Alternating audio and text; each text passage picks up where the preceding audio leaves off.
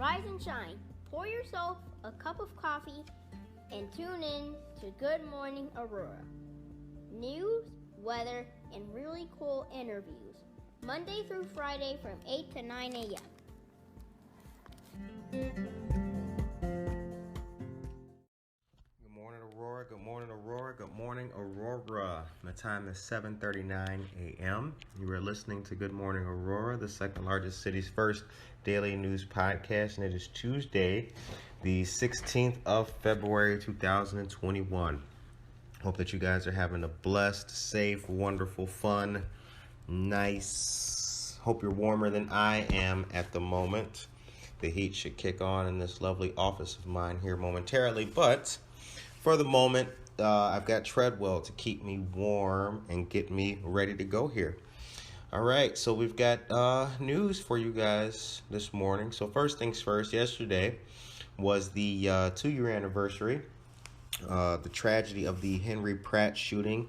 The Aurora Historical Society at 20 West Downer Place, 20 West Downer here in Aurora has a memorial to that event and the lives lost. So when you have a chance, you can drive by, check it out. The Aurora Historical Society is located across the street from the GAR building. That's the Grand Army of the Republic. So please check that out. It is a very moving and inspirational display. So moving right along, the League of Women Voters is hosting 2 candidate forums on Wednesday the 24th. The first will be the Aurora Alderman at Large Forum from 6 to 7 p.m., followed by the Aurora Alderman Forums for Ward 4, 7, and 10. All the forums will be on the League of Women Voters Aurora area Facebook page and posted on their website. Shouts out to them. Virtual Rock and Rumble was yesterday. That was at 10:30 a.m. That is a fun and music and movement program for all ages brought to us by the Aurora Public Library. The next Rock and Rumble will be Monday, March 15th at the same time, 10:30 a.m. Registration is required for that. Shouts out. Art Market Aurora happened over the weekend that just passed. It looked like it was a good time. Saw some great pictures. A great gathering of vendors and artisans. Art and Market Aurora takes place every second and fourth Saturday at Society 57, 100 South River Street. So shouts out to everybody that was involved in that. A wonderful organization called Clearbrook is having a virtual Friends, Wine, and Craft Beer tasting on February 27th from 6 to 7 p.m.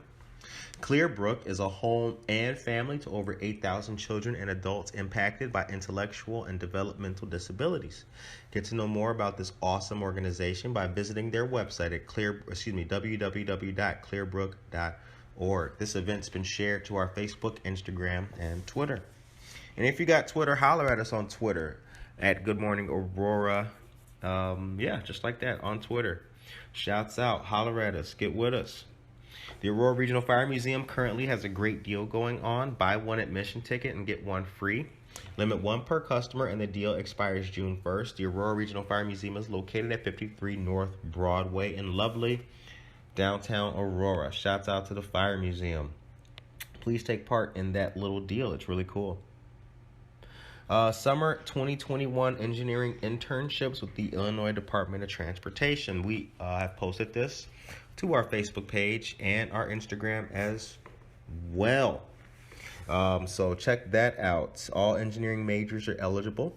Starting salary is from $15.85 up to $17. To apply, complete Form 2425. Provide unofficial academic transcripts and complete all additional required forms. Shouts out. More snow could be coming through noon on Tuesday. Cook County could see up to 8 to 13 inches. Yikes. So bundle up, y'all. That's all I'm going to tell y'all. Bundle up. It's been snowing for like the past 4 or 5 days. That's crazy. The city of Aurora's got something cool going on, and this is important and something for you guys to know. Mayor Richard Irvin has community conversations coming up, 3 of them. The first but not the last, a conversation with Black Trailblazers in Aurora this Thursday actually, in 2 days, the 18th at 6:30 p.m. Breaking the Code, a conversation with Ian Brock about minority youth and STEM and Stony the Road We Trod, a historical look at Aurora's first black residents, Thursday, February 25th at 6:30 p.m. Breaking the Code is Friday the 19th at noon. All of these community conversations will be on the City of Aurora's Facebook page, and they will be live. Please check them out and take part. All right. Shouts out to Cottonseed Creative Exchange. Shouts out to Ballydoyle. Shout out to Treadwell. 2 locations now, one in Wheaton and one in Aurora. Shouts out to All Spoked Up. Shouts out to Zen Loft. Shout out to Altiro.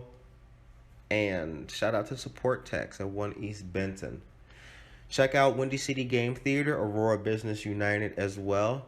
Check out all of our affiliates and all of our friends. Also, promo code GMA will save you 40% on a great website called Spots on the Fox. Spots on the Fox aims to revolutionize shopping along the Fox River in all of our river towns. So give them a shout out, check it out. And again, anything you see on there, promo code GMA will get you 40%. All right. And I almost forgot. Cottonseed, 8 North Broadway, downtown. GMA gear and merch is in there. You can get your shirts, and we've got some more stuff coming soon. Grab a shirt, show some love for the show, and subscribe to our YouTube channel and our Spotify and iTunes. And that, my friends, that right there, that was the news. So, for the listeners and the viewers, let us know who you are, where you from. So I should be standing right into the camera. No, you're right here with us. Oh, I'm right here. We keeping this natural then. Yeah. Oh, okay. It's natural. All right. Well, let me put my link card up. Well, as you know, a lot of people don't. I'm Kirdale McMahon, former rapper. Indulge into I indulge in the creativity side of life a lot. I now own and run a successful paint company, interior decorating, but I dabble in a lot of other adventures. Right. And we'll get into what those are, but some of them, besides the painting, have been music. We're going to talk about Manhattan too and everything like that. So literally life of an entrepreneur. Right, for sure. All right. Where were you born and raised? I was born and raised on the Westside of Chicago, in a very, very high crime area. Right. Happened to be blessed to be a part of a family that was kind of superior in that area where we were raised. Growing up, what impact did your mom have in your life? Honestly, that's a good question. Honestly, I'm still trying to put that together. I'm still trying to piece that puzzle together because I guess as a young man, the things that she didn't give me mattered the most coming up as an adolescent. But as an adult and having my kids of my own, I could see that I could see what she provided was essential.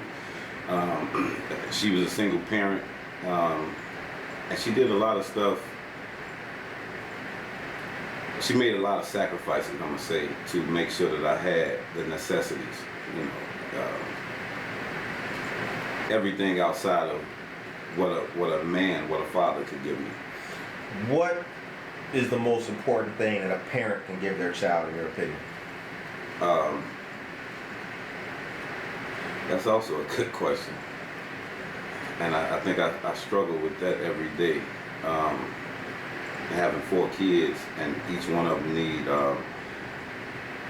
their own type of special love and nurturing from a parent. I think that the best thing that a parent can give a child, in my opinion, is perspective. Perspective teaches us that, that your view and where you are in life can be temporary or can be permanent. The perspective that I give my kids is that if you're a millionaire, if you are blessed to be a millionaire, or you straddling the poverty, the line of being poor. I'm gonna say it all matters how you look at your situation. And I think that for years I didn't understand that, and I didn't even know what that was, perspective. And that's, I don't know why, like the word perspective is so powerful to me right now in this chapter of my life, because it just keep popping up in every single thing I do. And I think your question to me was, what is the most important thing that a parent can give a child? To me right now, this may change in 2 or 3 years when I'm rich, or if I don't become rich. But for right now, perspective, because when I had a lot, I looked at people that didn't have a lot differently. And then when I got a lot, I looked at people that had a lot differently. So my perspective changed over the years, and if it would have just stayed consistent, I think I would have been further in my journey at this point. Knowing the area that you come from in Chicago, what would you say is the biggest challenge that people out there have at this moment? The biggest challenge, well, coming up, growing up, that's actually a two-part question. That's a two-part question in my mind. Growing up, the biggest challenge was overcoming what was in your front door, what was in front of your door, meaning the killers, the drug dealers, the addicts, and all of that. So you stepping over them to get to work. That was the biggest. Right. We're talking about walking past junkies going to school type shit. Walking past killers to get back in the house. You know, the biggest challenge for them in that area was what was standing in front of their door. Now, today, I think the biggest challenge is being able to dream bigger than what's in front of your door.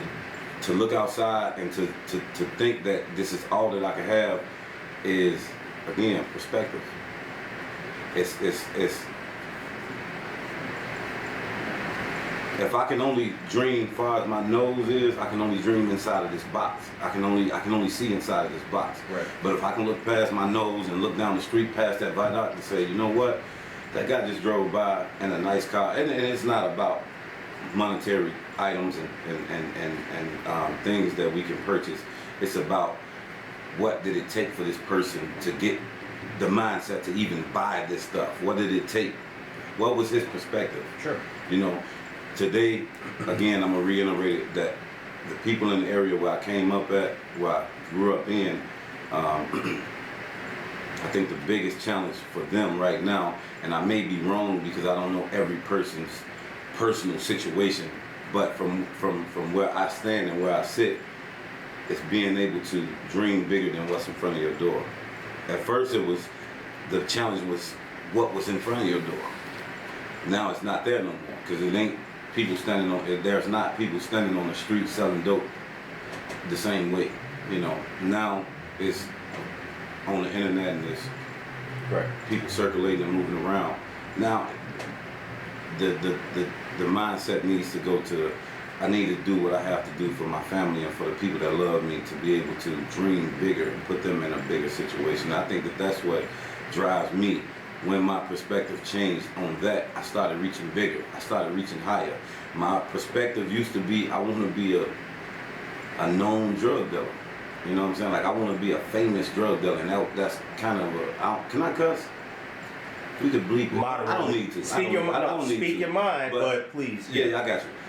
So, back coming up, I think I wanted to be like a famous drug dealer because they made it look like this is the end all. Now, when I look back, it's like that was the poorest mindset to have. You know what I'm saying? And it's like sickening that you could take somebody with so much brilliance and feed them so much negativity to the point where you put their mind back so far that the only thing that they wish to become is somebody that they never should become. Sure. They got the intelligence to fix and cure cancer, but the only thing they can see for themselves is the people that's causing cancer. Right. That's crazy. And I think that to answer your question, I think that in that area, the biggest thing to overcome is being stuck in a box. Being stuck in a box, thinking that the only thing you can have is what's outside of your front door. Where'd you go to school at?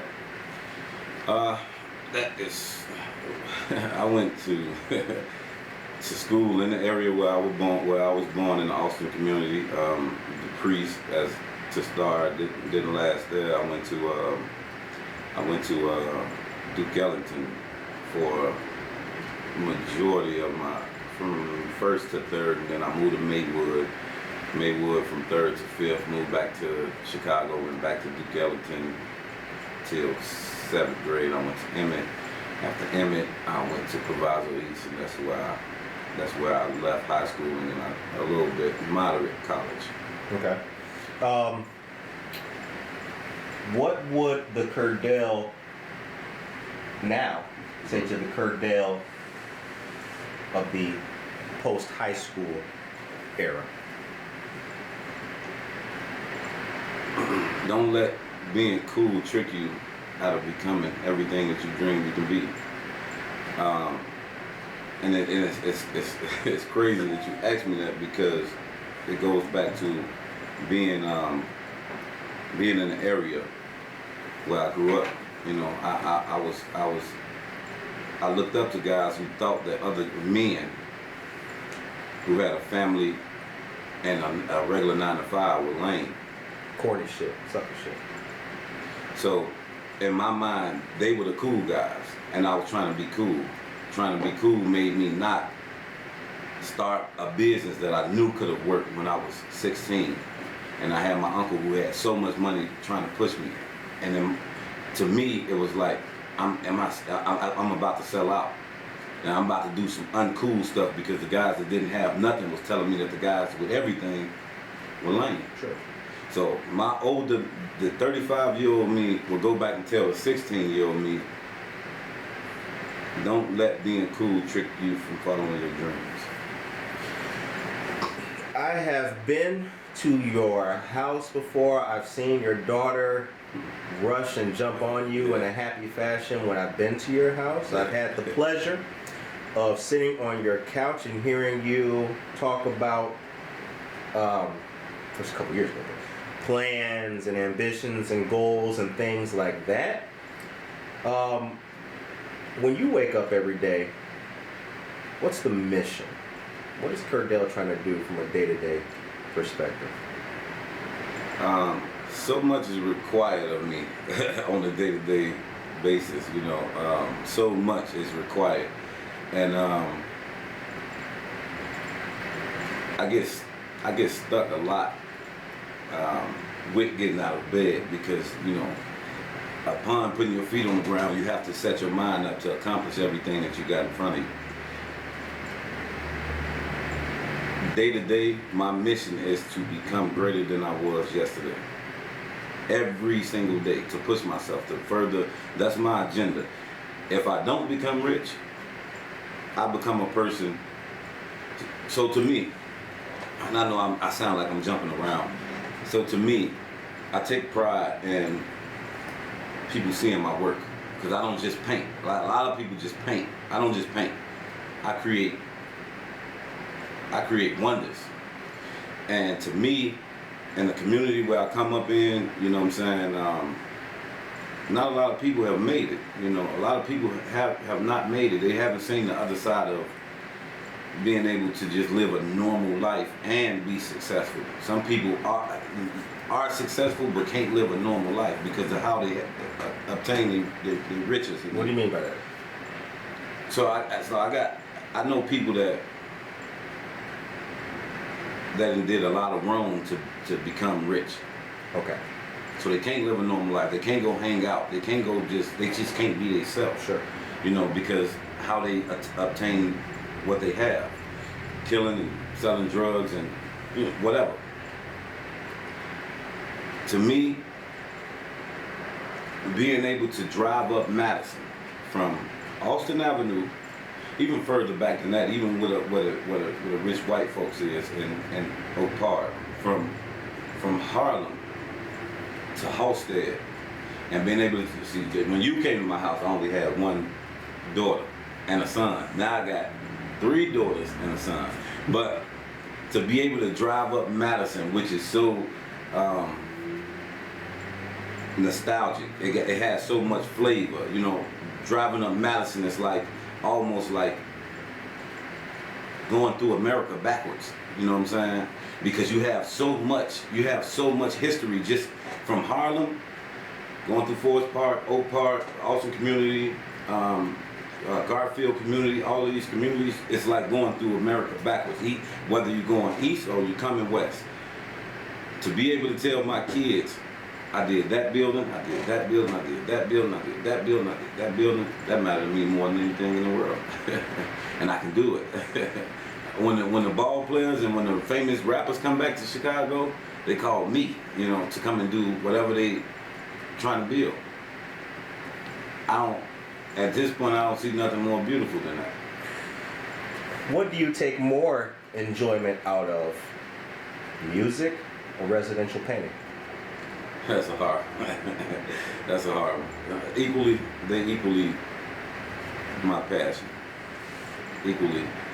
I think music is therapeutic in the sense where you can say whatever you feel like it and nothing is wrong. You can say whatever you feel and nothing is wrong. Painting is therapeutic in the sense where I don't have to say nothing. I think about everything. So this is the time that I get alone, even if it's a house full of people. I have this alone time to be with my thoughts. So it's like 50-50. But music, I love music, and I have something really huge coming. Huge, when I say huge, huge. Tell us about Waller. Waller is a block that Waller is a block that it molded and sculpted me in good and bad ways.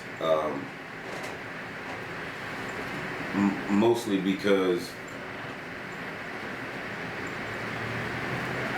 so I think of the world like this.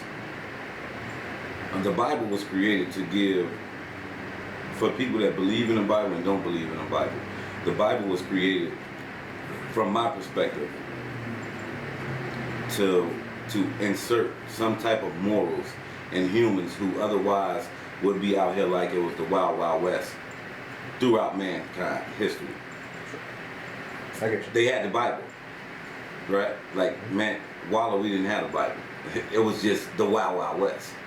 So in that Wild Wild West, you know, it's the sheriff, top dog, you know what I'm saying, and the deputies and all of that, and the mayor and all of that. That was the Bible. So whatever he felt was right or wrong, that's what the community used to gauge their morals and their tactics. Being a part of the family with that man, I was able to just, not only me, a lot of my family, a lot of close friends of the family, we were able to just run almost wild and not receive repercussions for it unless it was like something in direct violation of the codes and the morals of this certain group of people. Sure. You know, so in that sense, Waller sculpted and molded me in a way where it's good and bad, but mostly bad. The reason why I ask is because I've seen your family pictures. Mm-hmm. I've seen pictures of you. The highest number of pictures I've seen of you and moments of you I've seen smiling. Yeah. Have pretty much been some type of Waller affiliated moments and times. I've seen family reunions, it looks like. Mm-hmm. Kids running up and down. And I say that because you've always seemed to infuse Waller, that area, those people, and those lessons in different parts of your life. And that's from the outside looking in. I'm not from Waller. That's true. So I do think it's interesting to see what it means that a young black male would put his lessons his successes and his failures out there for people to see. It's interesting. I mean, at the end of the day, we only have what we leave. Like, we can't take anything with us. So I haven't made it on the scale right now where I can affect the world. So I try to just affect the people that surround me in a positive way. You know, I have a lot of family that still do wrong, you know, and I don't think that there's nothing that I can do or say to them. Let me change that. I don't think that there's nothing that I can say to them to change that. But if I feel like if I move righteously and I leave that impression on the world, that there's no excuse. You know what I'm saying? There's no excuse. I'm smiling because I feel we didn't have many. See the listeners and the viewers. Let me plant the flag in the conversation. This is not a completely biased interview. I actually know the person I'm interviewing. Yeah, this is true. We didn't have many chops, so I understand what you mean when you say that. I feel you. What does Black history mean to you? You got enough footage. I mean, you got we got. So we got time for you, brother. I'm not just Black, right? But I'm proud. I'm pro-Black in a sense that I love everything that's Black. What does Black history mean to me? Oh my God. Black history okay, let me start here. Let me just start fresh. What does Black history mean to me? Black history is everything that I want my kids to understand will never shape their future. Black history is it's beautiful. It's painful.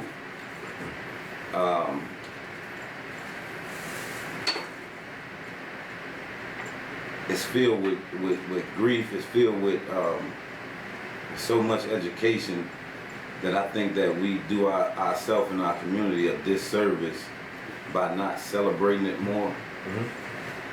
Because so much comes from Black history. So much comes from the pain that we lived through, the overall big picture that we never got, that we never received, because we still dealing with so much pain from it. And you honestly, I just got a group of people together to start celebrating Black history, because since the 90s we haven't really recognized it for what it is. I have been a fortunate enough human and a Black human, a Black man, since birth, that I understood that why slavery pictures were made every year, sometimes twice a year, every year since I've been on Earth. I never see Holocaust pictures in the theaters. I never see Holocaust. Dunlop, I think that was about World War I or World War II, whichever one. Dunkirk. Yeah. Stuff like that. It's glimpses of the Holocaust, or they put it in like Marvel comic movies, like they did with Wonder Woman, the first one. It's just sporadic. A little glimpse and that's it. That's it. We're gone. There's no major production in back of a Holocaust movie, and if it is, it's not in the theaters. I'm pretty sure some of my white friends can tell me what movies to go see that'll tell me about it. But I don't have the pleasure of walking to a theater and seeing the pain of another race every year, twice a year. That was done for a purpose. That's done with purpose. You don't have to keep reminding me that you beat me, that you took from me, that you pillaged me, that you stripped me of all my learning and all of my beliefs. Twice a year, with billions of dollars in back of it, with my favorite actor starring the roles. Why you keep doing this? It's a purpose. Because you want to keep me oppressed in my mind. And honestly, for a long time, and it's a crazy story to follow that. So everybody know, a lot of black families know that Roots is like a must. It's almost like eating greens. You Right. have to watch Roots. It's in your blood. You have to. Right. It's there. Sidney Poitier worked on this movie for all of those years to give as a gift to us. Right. I never watched it. Right. I watched it the first time by mistake and didn't even know what I was watching. It was just so goddamn good. When I was 26, I woke up and it was on. I think it was like a Thanksgiving special or something like that. It was on. And by the time I realized it, I woke up at 11. By the time I realized it was almost 11 o'clock at night again. I'm like, what the? It's one movie? Okay, cool. I avoided watching the movie for so many years because I heard so much about it. Toby getting his feet cut off and all of this. And I seen Amistad. I seen glimpses of Amistad. And that's because we were forced to watch it in school. And then one day, I think I was about 19. And I'm going to tell you the correlation between the two, why I'm saying it, because you asked me what does black history mean to me. I was 19. I had just, my business partner, Austin, his mother had just bought him a new Mercedes truck. And we running crazy, running wild. And partying a lot, or whatever. And this one particular night, I dropped him off in Bellwood, and I was on my way to, I went somewhere and I was on my way back to get him. And I was driving down Butterfield. I came up to a Shell gas station on Butterfield and Midwest Road. I parked. Honestly, to me, I'm fearless. You know, like I'm super fearless. There's nothing I'm scared of, nothing that I'm afraid of. You know, even right now to this day, the people that I know and love me, they think I'm crazy because I get out going gas stations all over the city at all times of night. I have no fear. Only person that can put fear in me is God. You know, and until He lets me know that He took His protection away from me, I'm still gonna be fearless. I pulled up to this gas station, and I think, yeah, I was like 19. I pulled up to this gas station. I'm in the truck. I got some chicks in the truck, and we just having a ball, and everything is good. Park, get out, and I was walking up to the door, and this white man, I swear, he had to be, to me at the time, he looked like he was 19 feet tall. He had to be at least like 6'3". Mm-hmm. He had on a long black coat, cowboy hat. He had on a blue jean suit, long hair, cowboy boots, but he had like, I don't know if they consider chaps, but I know they leather pieces that go on the front of your pants. Mm-hmm. Bro, I've been in car accidents, shootouts. I've been on high speed chase with the state troopers after leaving court. Right. Swear, nothing shakes me. Nothing shakes me because I got this unbendable, it's unbending trust in God that nothing's gonna happen to me. When I walked up and seen this man standing outside this gas station, it shook me to my core, bro. I turned around and got in the car. It scared me that bad. Why? I don't know him. He didn't pose any threat to me. This is why. Because the movies that I keep seeing show him as the greatest threat to my life outside of everything. Cancer, jail, everything. It wasn't about him in particular doing anything to me. It was more so about his appearance and what he represented. Right. It shook me so bad, bro, that I couldn't even go and get and when I got back in the car, I was just there stuck. Nobody knew why I was stuck. Nobody knew nothing. But I was just stuck. And now that I'm thinking about it, I was stuck and paralyzed to the point where I couldn't even get out words when I was asked a question. Because it was like, I felt like I just escaped some hound dogs running through a field. Like I felt like I was that close. I don't know what came over me. I don't know. if it was his energy that he was giving off or his appearance. And I just gave that story to say, this is why the movies that they give us exist. To strip us of being able to think freely, being able to live freely, being able to be black freely. Black history means everything to me, and I swear I wish we could celebrate it more. I'm 25% Irish, like really. St. Patrick's Day, I don't even know who St. Patrick is. You know what I'm saying? But right now, today Valentine's Day, February 14th, 2021. Valentine's Day is officially over. As of this morning, Valentine's Day was over. Right now, they're stocking up St. Patrick's Day everywhere, every store. But we still in February, Black History Month. I don't see a dashiki, pick with the, none of that. And I swear, before I leave this earth, I'm gonna change that on every continent. What does America mean to you? America, it's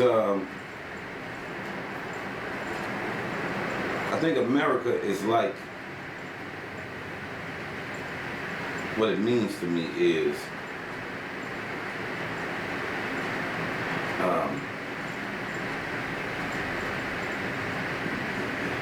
being able to be unfair and get away with it. You know,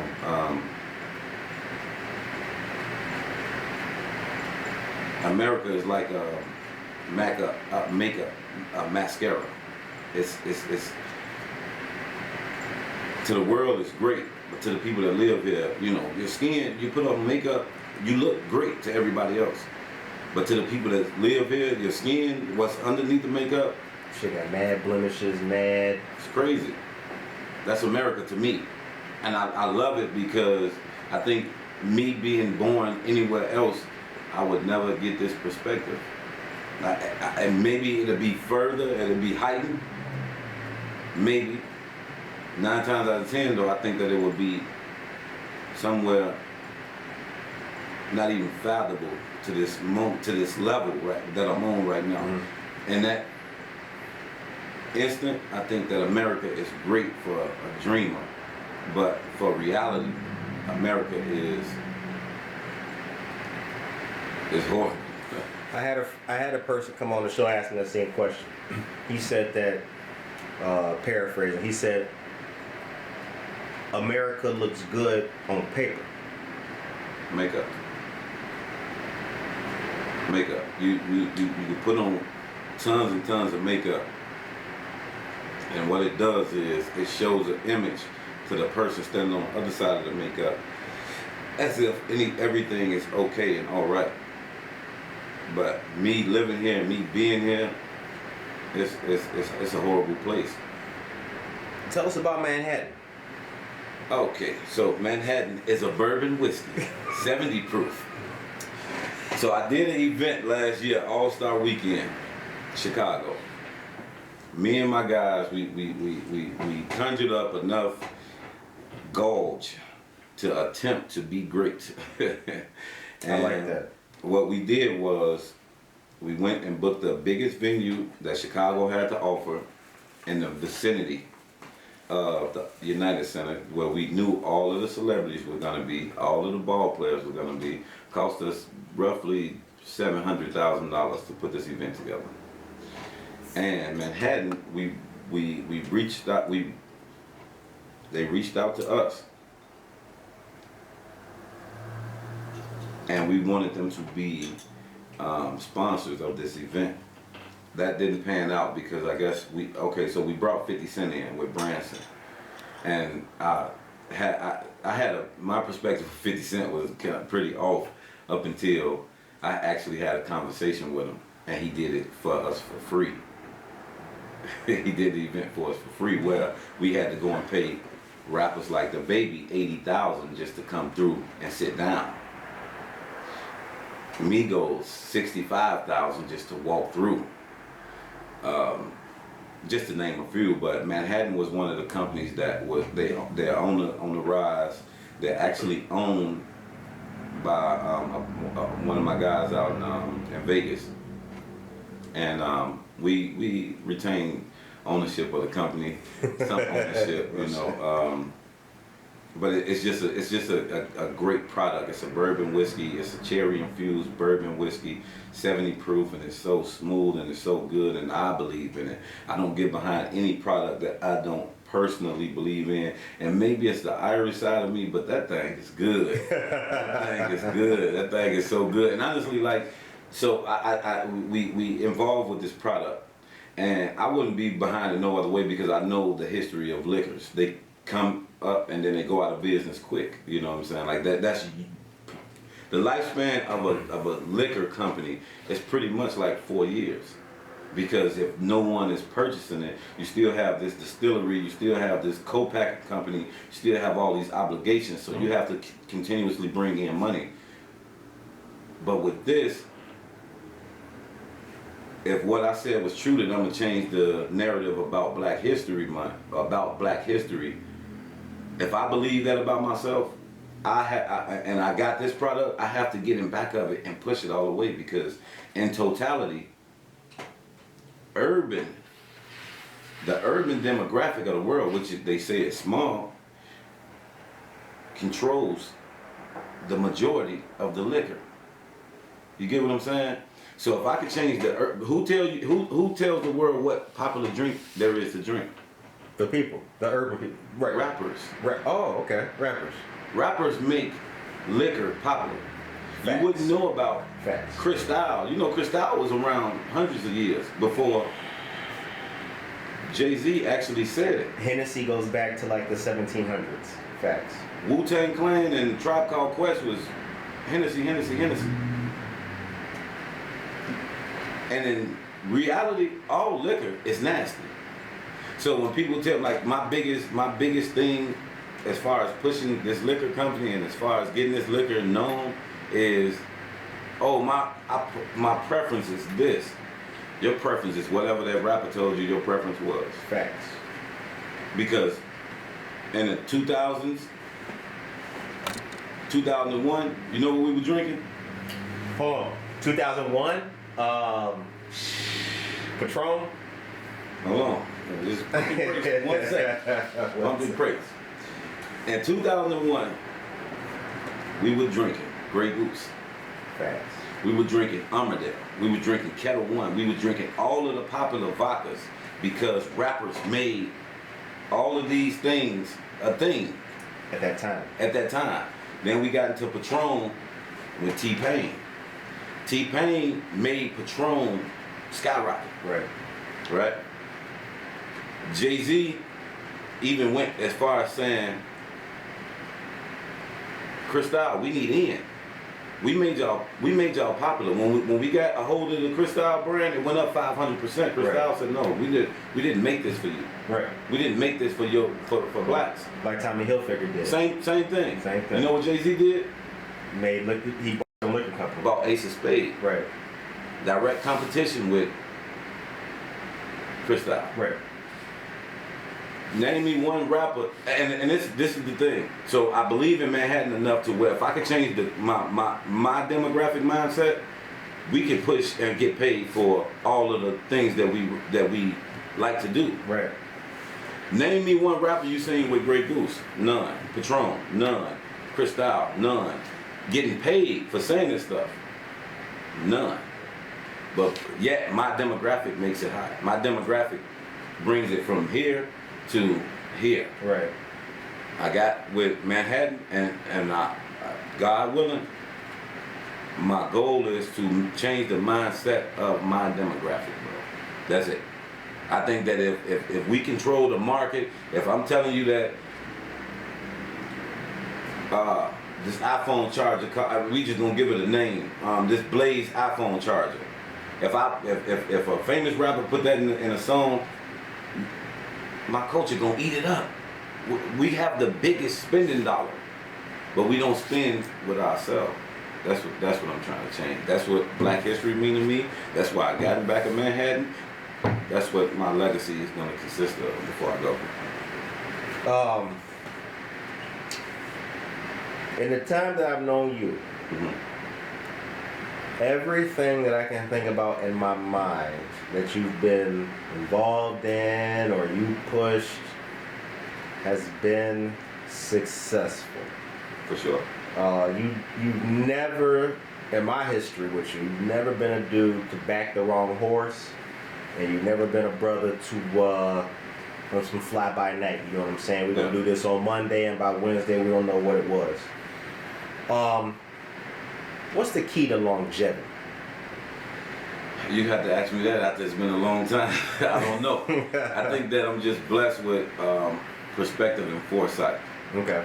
I think that I'm just blessed with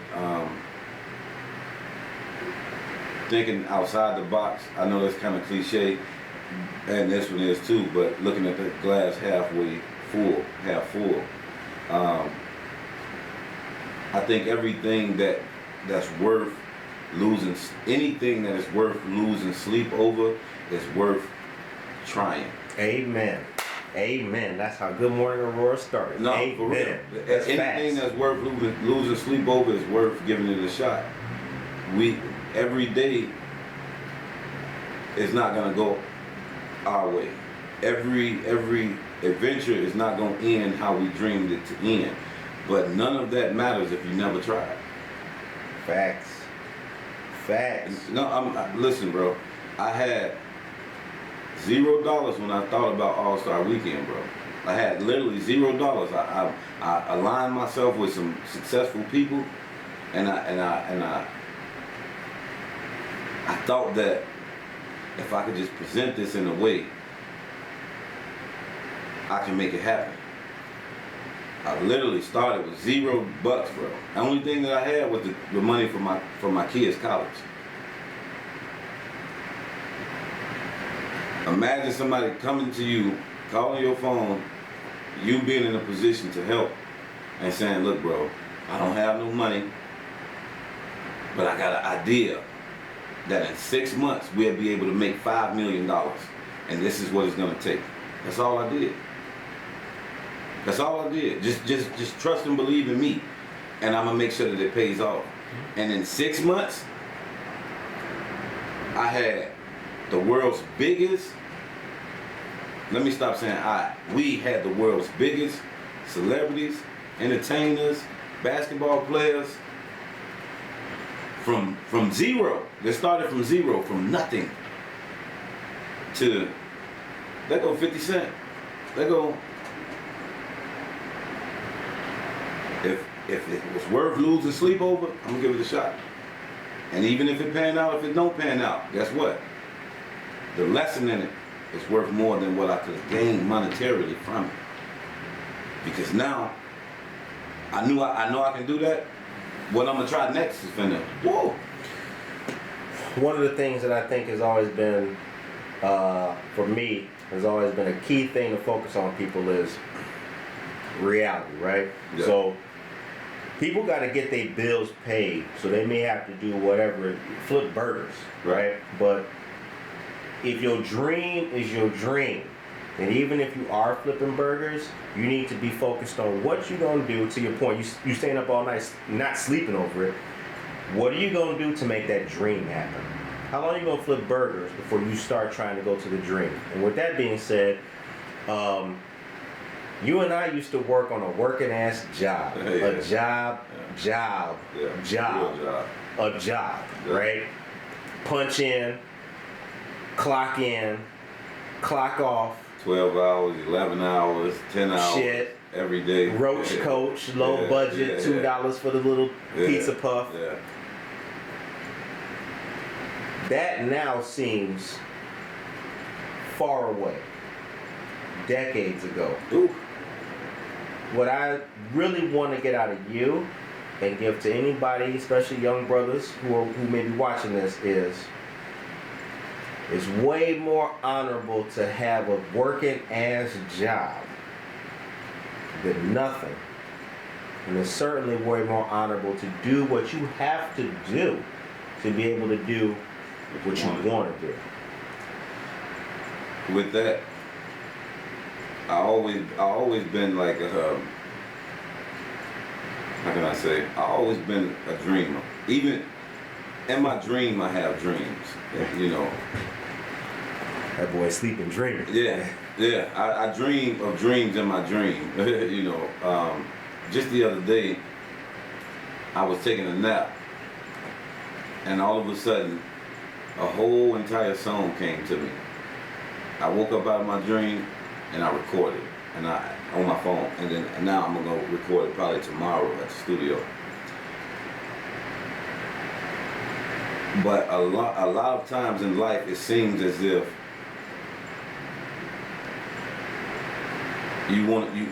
what you're trying to do, people ain't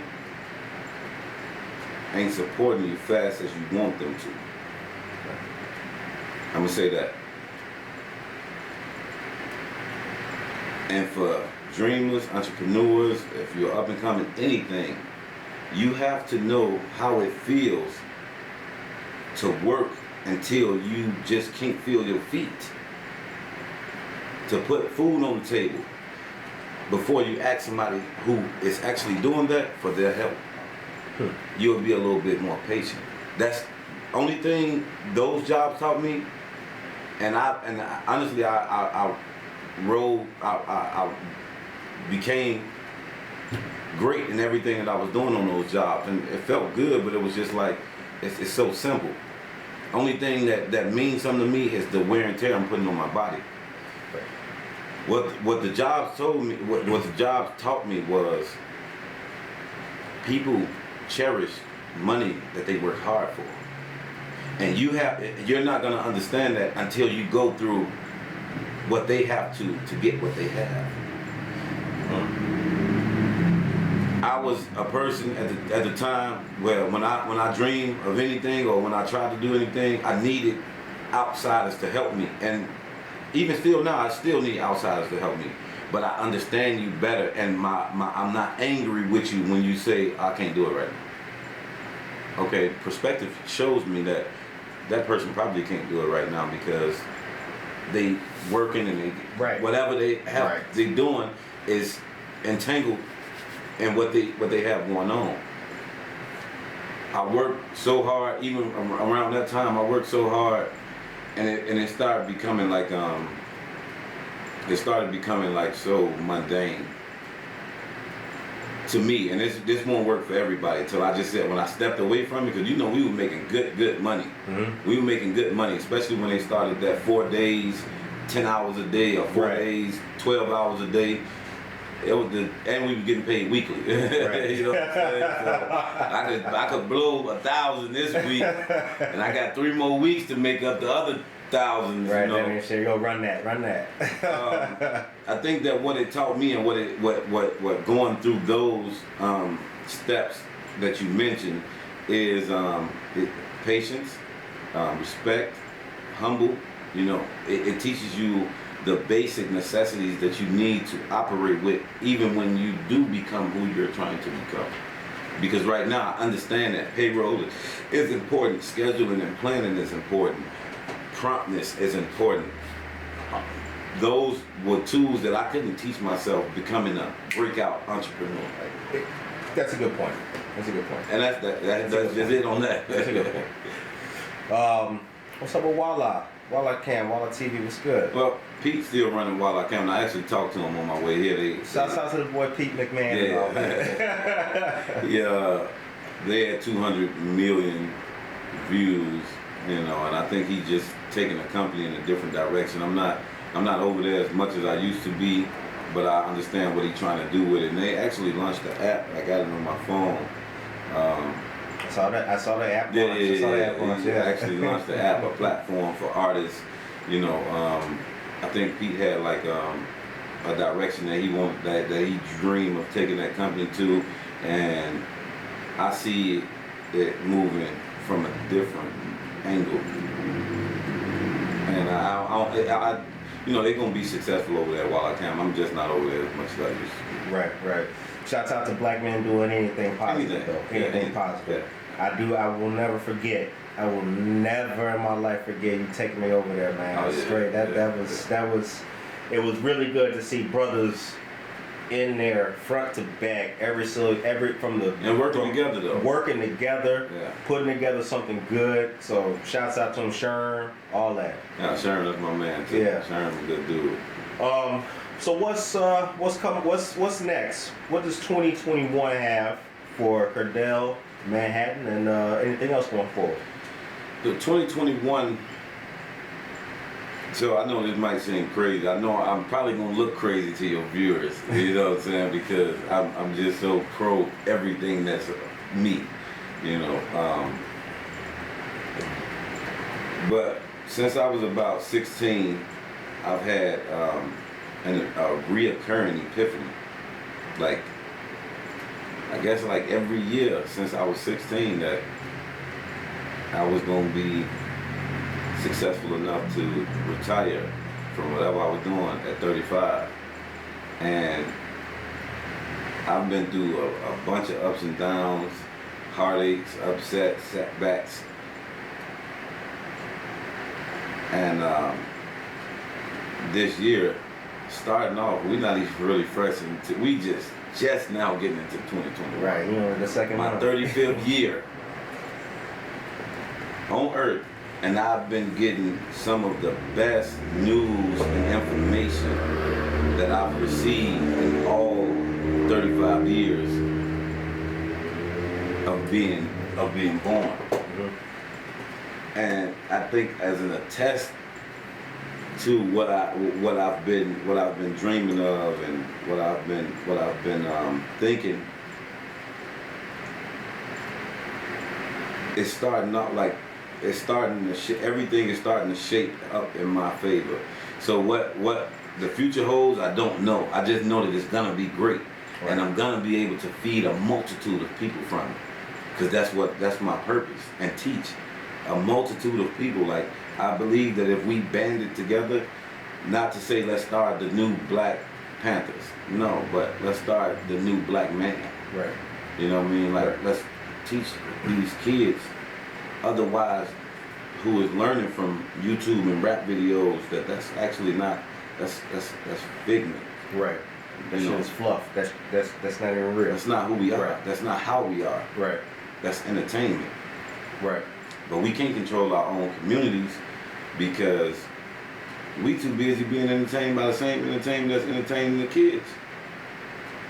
You have to know that the kids that's doing all of the killing in the hood, they stay with somebody.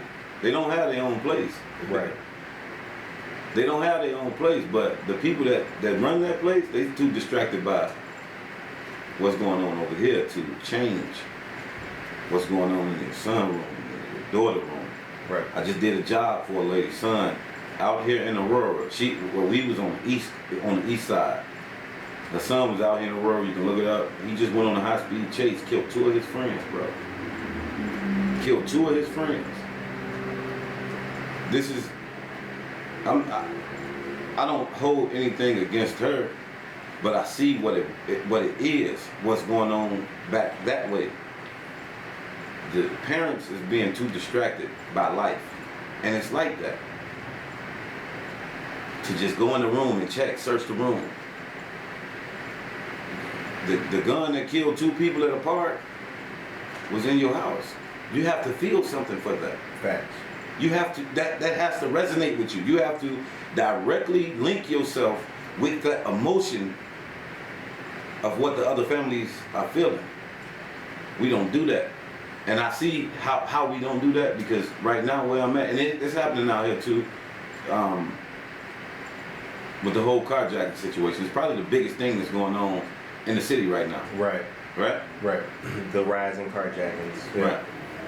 But if men of my skin complexion, my tone, and my mindset was to just step up in these communities, you can't do that here. Like, there's no way you can do that here, but we can't, because we are being mentally grappled in another direction altogether. Right. You know what I'm saying? Like, it's almost like, I don't know, your question was, where are we going? Like, what do I have coming up? This is it. This is it. This is my vision. This is where I'm gonna take people that are like-minded. if we take back, not even take back, because it's not ours. The communities that we live in, they don't belong to us. We don't have no invested stake equity in none of these communities. We just there. Right. We just there. The Jewish people, they own their community. They own the majority of the actual real estate that's in that community. But what we can do, even though we don't own it, what we can do is we can start to change that. Right. We can start to change the mindset of, oh, I'm just done dealing with him. He hard-headed. Send him, just not deal with him, and then he go off and kill 2 people and don't tell you about it. And no. Be more involved. Be more aware, and actually control the environment in which we live. Because right now, I can guarantee you, this summer coming up, 2021, it's gonna be the bloodiest summer on papers. Yeah, real shit. In Chicago. Mask or COVID or not, as soon as it get warm, it's on. 2021, mark my words, finna be the bloodiest summer in Chicago. You know where the blood gonna come from? It ain't finna come from people me and your age. It's finna come from 17 to 24. Right. Black. Male and female. And until we do something or start the actual, like, I think that they really thinking about it differently when they start to talk about what can we do to change, add more jobs. No, that's not it. What can we do to change it? Put after school program. No, that's not it. The change is gonna come from people like you, people like me, stepping up and taking accountability. When anything happened to these kids in our community, I am directly affected by it. Right. I am directly affected by it. I put myself in the parents' shoes. I read about it as much as I can. I grieve with these families because Lord knows I wouldn't know what to do if I got some news like this. But it's the worst thing, and it's the most lucrative thing that's going on in our community is the funeral home. You know what I'm saying? Moving forward, and what's coming from me is I don't want to be an activist of any race, of any color, because that's just entertainment. That's really entertainment. You don't have to put a title on something that's pure. Right. Weed is weed because it's weed. If it didn't have no title to it, you would smoke it and get high. I just want to be able to gain enough monetary viewership to be able to touch enough lives to where if what I'm saying mattered to 10 people, it changed 100 lives. I told a friend of mine named Jen. I was just talking to a friend of mine named Jim. White boy, crazy. Yes. No, Jen. Oh, Jen. Yeah. I talked to a Jen Friday. Shout out to Jim, though. I told a friend of mine named Jen that I was glad to be able to sit down and interview a brother like you. I knew when I met you. I knew when we connected. I knew when I met you and we connected that this brother is far superior to these other humans that's in here at this moment. Me, myself, I don't think I'm better than nobody else, but I do believe that I was blessed, put here for something, and I don't just hang with the algae eaters on the side of the tank. You know what I'm saying? The bottom feeders is just not me. I knew when I met you that everything you was talking about was positive, everything you was doing was positive. And I really am proud. I'm proud. I appreciate that. I'm proud to see that a brother that I met so long ago is doing what seems to be impossible for other brothers. Keeping it real and keeping shit positive. You are doing good things for your people, for your kids, and for the community. And as a brother who met you in a whole different life, I want to let you know that I want to let you know that you ain't done nothing but go up since I met you, and I appreciate that. And I think that that's the goal. I swear, I think that that's the goal. Like, I don't fault a lot of people, bro, because a lot of people don't have the insight to see. They don't. Right. It's they don't have the insight. So when I'm faced with somebody that you want to kill me because of the gym shoes I got on, I understand why you want to kill me. Right. It's something about you. It's not about me. I've been a light-skinned black man all my life. I think that the biggest threat to me was a dark-skinned black man all my life. Right. Because he just didn't understand. He thought that, oh, you think you look better than me. I don't. Oh, you think you dress better than me. Well, I probably do, but I don't think that. Right. You know, mindset and perspective, again, is everything that we have, bro. And until I can get to the place where I don't mind sounding corny to get my point across. I don't mind sounding like somebody's grandfather if I believe what I'm saying is right. Yeah, I done seen you son on many a brother. You know, like you stuck up for me the day I got kicked out of a car, but that's another story. Yeah. That's a whole other story. But what you know, and what I was saying, I didn't mean to interrupt you, but what I was saying was we connected, bro. You was telling me about my first memory of you. I know we worked together for a while, but I think my first and my fondest memory of you is literature. That's what we talked about. Yes, sir. Yes, sir. Literature. Yes, sir.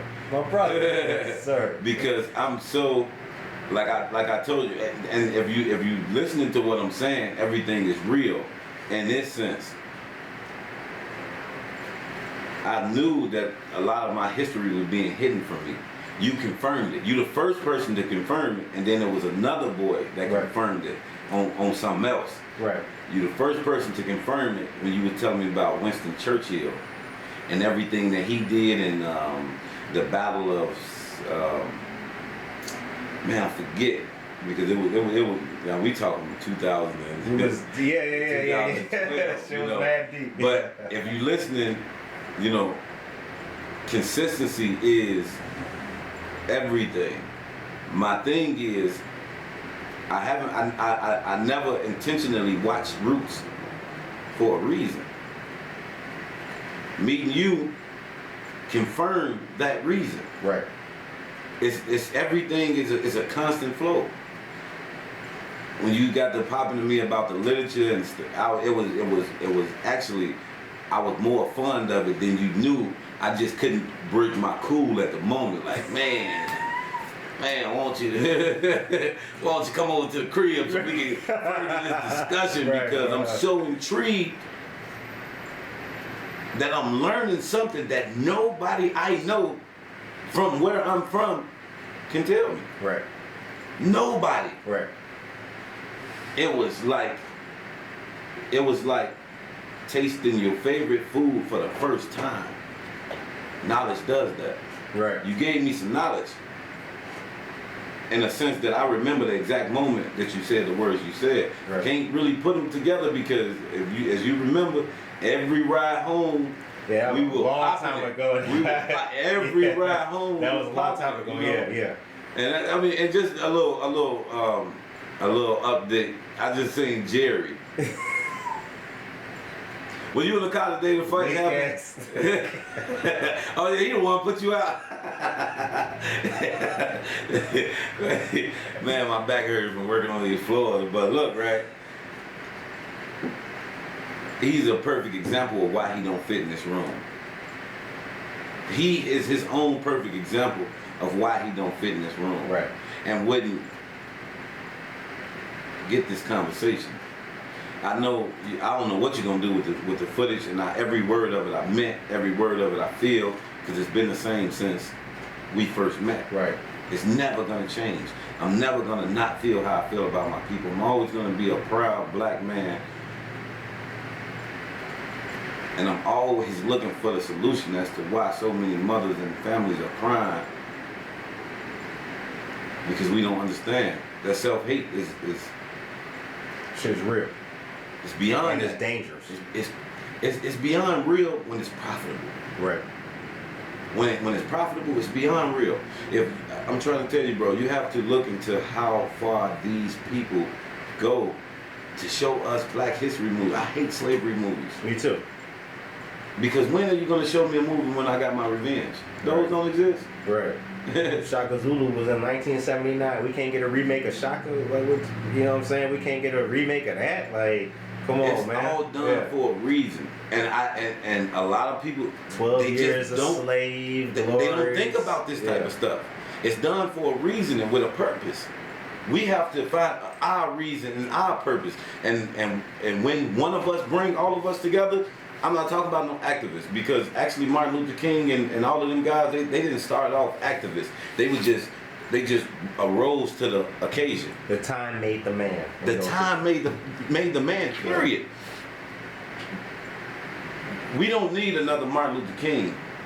We don't need another Malcolm X. We need somebody that we feel that we could touch at a point right now that can change everything that's going on. Because at this rate, bro, we losing so many kids and so many of us to nothing, though. To nothing. And I tried to have this conversation with one of my white homies, and I think that he was just so intimidated by my voice. You know what I'm saying? Because when I get excited, it get deeper and it gets stronger. And you be animated. Man, super animated. I'm just being super cool right now for the camera. You know what I'm saying? But he kept telling me, but there's white on white crime. Bro, if only you knew. The crime is deeper than the murder. The crime exists after the murder. The crime continues because it's a cycle that we haven't broke. We don't know how to break. They throwing money to distract us from what it's actually gonna take. I'm that him. I'm not just your brother. I'm a brother to anybody that's willing to receive this message. He could be an Indian man from Pakistan. You know, you want to receive this message, I'm your brother. You know what I'm saying? Right. Because they don't understand, they don't know. Even with the Indians, they don't know that what we went through. You know, they don't understand what we went through, so they look down on us when we walk in the gas station. It's perspective.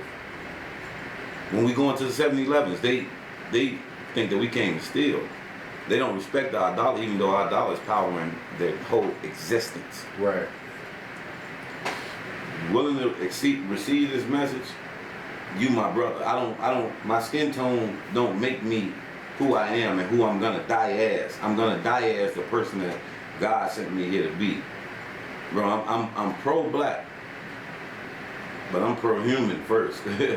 I'm pro-man first. You know what I mean? Right.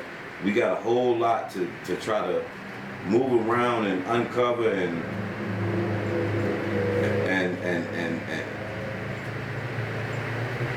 make better.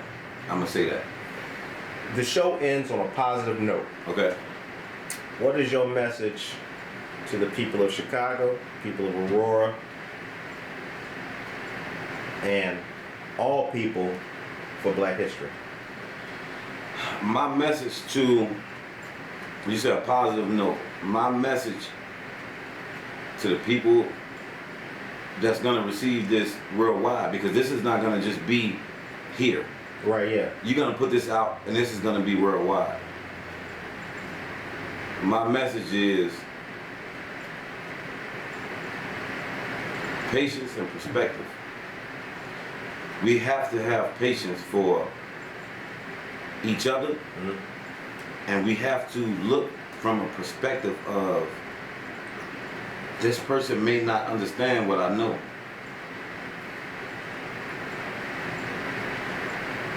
I think that the most positive thing that I can say in this interview and this until I die is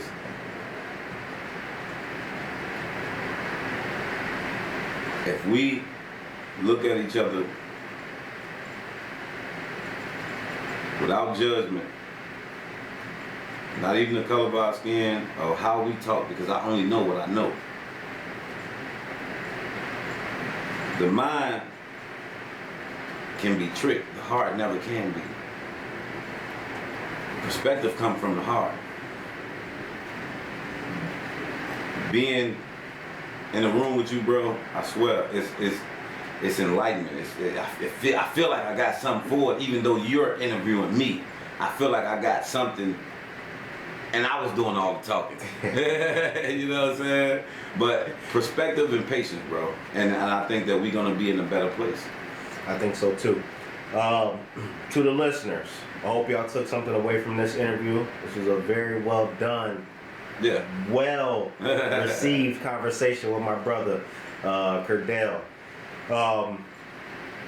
No, I appreciate that, man. I appreciate you coming on the show too, bro. Man. I appreciate getting your story. You've been at me for a long time. You've been at me for a long time trying to get me here. And you see how busy I am. I see you. Of course, bro, gonna put all my information up where I can be reached, where I can be contacted, because I want to as many people as I can sit in front of and give what I have to give to the world. I want to. Definitely. So, to the listeners and the viewers out there, if you stay up on our Facebook and Instagram, you can definitely get in touch with the brother Kirdale right here and what he's doing. Check out Manhattan. The commercial looked good, and he doing numbers and all that. I saw the commercial fly date. So for Valentine's Day especially, you know, brothers, you know what I'm saying? If you're doing something with the, you know, purchase Manhattan. Go get you some Manhattan. Check it out. Even after Valentine's Day. It don't have to be Valentine's Day. Just go get you some Manhattan. Right, springtime coming up, barbecues and all that. And if you want to go super romantic, pay me to come paint your room, and I'll put her name on her side of the room and yours on your side of the room, and I intertwine them with some type of heart. I make this thing really sexy and easy for you. So we appreciate Kirdale coming on to the show. To all the listeners and viewers out there, be blessed, be safe, be dedicated, and we'll catch y'all back here again for another great interview. Peace. Peace. Hello.